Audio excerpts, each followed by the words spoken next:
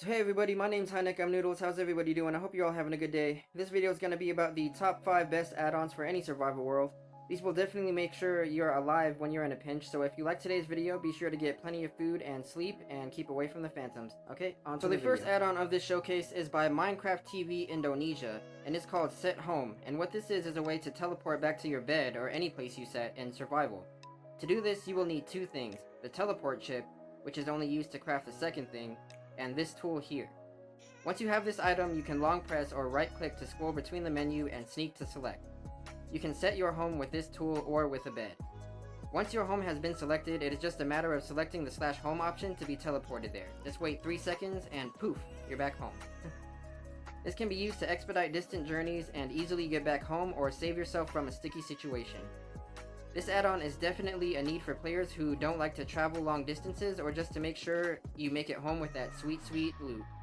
A definite must-have for me. The second add-on for survival is called World Stars by Vision21. This add-on puts overpowered nether stars into the game that give you activatable permanent effects. These effects are turned on and off simply by long pressing with the item in hand. They take quite a bit of work to get to, but the grind is definitely worth it.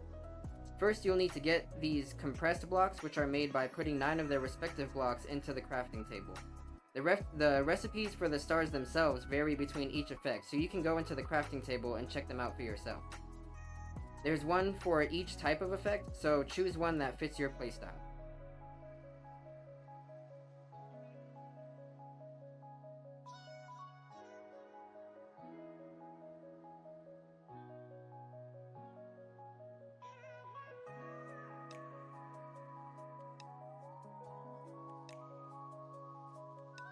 Okay, so this one's a doozy. I'm going to try to get through as much as possible in the least amount of time.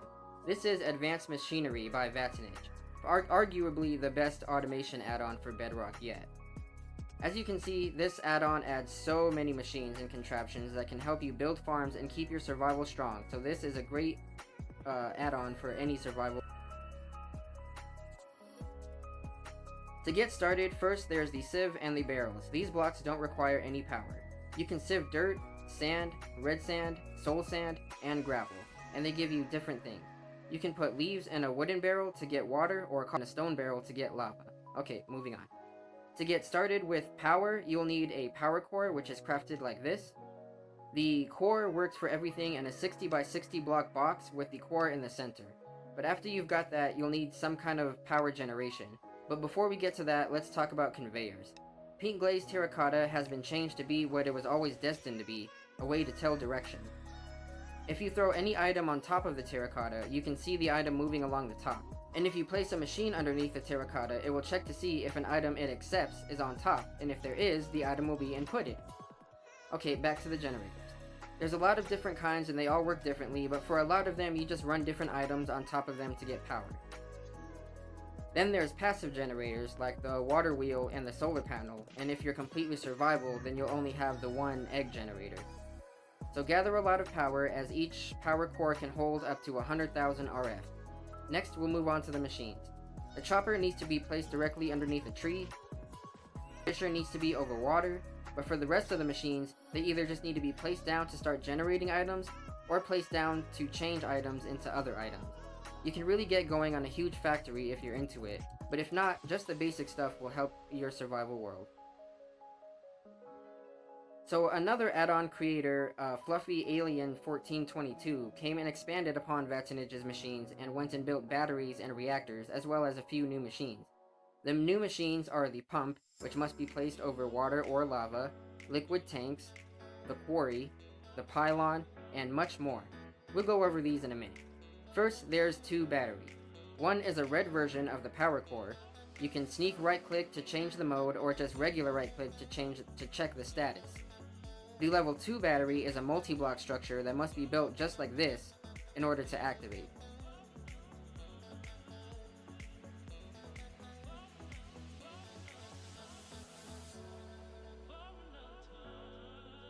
Once you have this structure, you will need to build this. And once you have it, check which direction it's facing. It must be facing out for the battery to work. And if you try to activate the battery with the wrong structure, nothing will happen.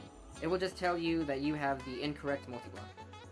The level 1 battery can hold up to 500,000 RF and is used to make the charged ingot, which is what you need to craft the level 2 battery. The level 2 battery holds up to 2 million RF.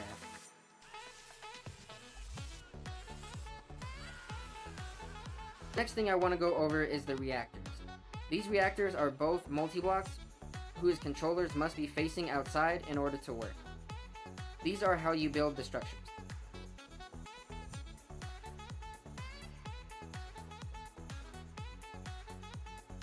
Once you have the structures built, simply click on the controller to activate them.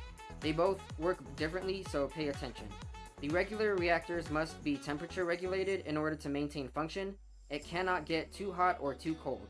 In order to do this, you need the reactor coolant input, which must be placed on the side of the controller. These are the items the reactor coolant input will accept. The pump, which is one of the new machines, spawns water buckets to help regulate this, but in my testing, 1 is too slow and 2 is too fast. So if you want it fully regulated, you'll need to come up with something more than just a pump. I'm guessing probably a timer would help. The other reactor is the nuclear reactor. Be careful, as this does give you wither if you stand close to it. This does not need temperature regulation, however. It does need fuel rods to generate any power. Once you've got a rod, you'll have to throw it into the input, and once you've done that, simply tap on the controller to see how much power you are actually generating. Whew, that was a long one, and there's even more, but you can get to the add-on, you can go to the add-on page if you want to know more, but it definitely adds a lot to any survival world no matter what type of Minecrafter you are, so yeah, definitely give this one a try. So the next add-ons aren't as big as advanced machinery, but they really do add a lot to your survival world. This is item exchange, also by Vatinage.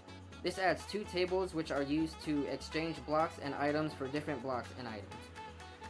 First, you trade items with the salvage table to get coins of varying value, which can be upgraded or downgraded based on what you need. Then you take those coins to the create table to trade them for other things. This one may be a little OP in a survival world, as you can get even nether stars and netherite without having to fight the wither or go to the nether. But it does help you when you need just that one piece of slime, or need scaffolding but can't find a jungle anywhere. So yeah, your Minecraft life becomes a lot easier if you have this add-on. And finally, the last add-on for this list is by Machine Builder, and it's called Industrial Craft. What this does is add auto crafters to Bedrock Edition. To get started, first you'll need to craft a wooden auto crafter just like this. Then you can upgrade the auto crafter in this tier system until you get to obsidian, which is the fastest one. To set a recipe, simply hold the block you want to auto craft in hand and click on the top of the auto crafter. As you can see, it says the recipe is set. After, simply drop items onto the side of the machine and it will begin to pick up the items. And as you can see, it is auto crafting the items for it. The higher up the tier list you go, the faster the block will auto craft. This is especially useful for things like snow and bricks and sticks and stuff that you need a lot of but are really annoying to craft. And if you're really good, you can have something like Ilmango has on his MBE world, where everything is auto-crafted intelligently. Okay, so that's that. 5 add-ons that are sure to keep your survival worlds, well, surviving. I hope you guys enjoyed today's video. If you did, go and have an awesome day wherever you are in the world. Thanks for watching. I really appreciate it, and I'll see you in the next video. Bye!